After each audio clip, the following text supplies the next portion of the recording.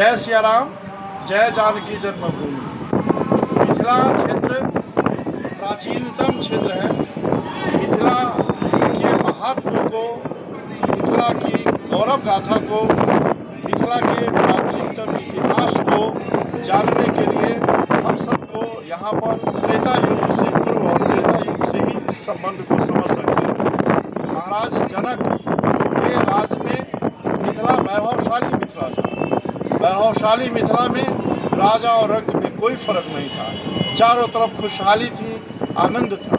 मिथिला के संस्कार, मिथिला की संस्कृति, मिथिला के रीति रिवाज, मिथिला की परंपरा आधुनिकतम थी। उस समय जो वहाँ की वहाँ का रहन सहन का तरीका था वो सर्वोत्तम था। मिथिला का खान पान सर्वोत्तम था।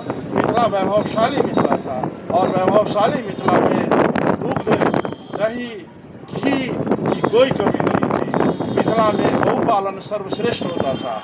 मिथिला में जो स्वर्ण भंडार थे, आभूषण थे, मणि थे, वो सब सर्वोत्तम स्थिति में थे।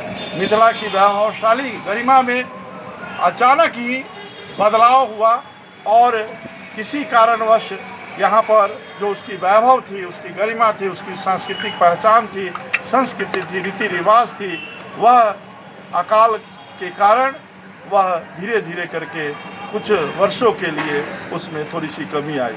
तो हम मिथिलावासी जो कोसी से गंडकी तक, हिमालय से गंगा तक, यह मिथिला है और इसमें लगभग 22 जिले आते हैं। 14 जिला बिहार का है, 8 जिला नेपाल का है और गंगा के तट पर वहाँ भी सोनपुर एक तरफ है, दूसरी तरफ हाजीपुर है। हाजीपुर में आज भी नेपाल के जो महाराज जी थे उनके द्वारा स्थापित शिव का लिंग है, शिवलिंग स्थापित है और वही विशालनाथ महादेव भी स्थापित है। उसी प्रकार हिमालय, पर्वतराज हिमालय आज भी नेपाल की खूबसूरती में गिना जाता है। और कोसी गंडकी ये दोनों, और बीच के मध्य में व्याघ्रमती, दूधमती, कमला, विमला, ये सारी नदियाँ पवित्र नदियाँ हैं। सीता जी का जन्म स्थान मिथिला क्षेत्र होने के कारण यह मिथिला त्रेता युग से ही राम और जानकी जी के संबंध के कारण काफ़ी मजबूत रहा है।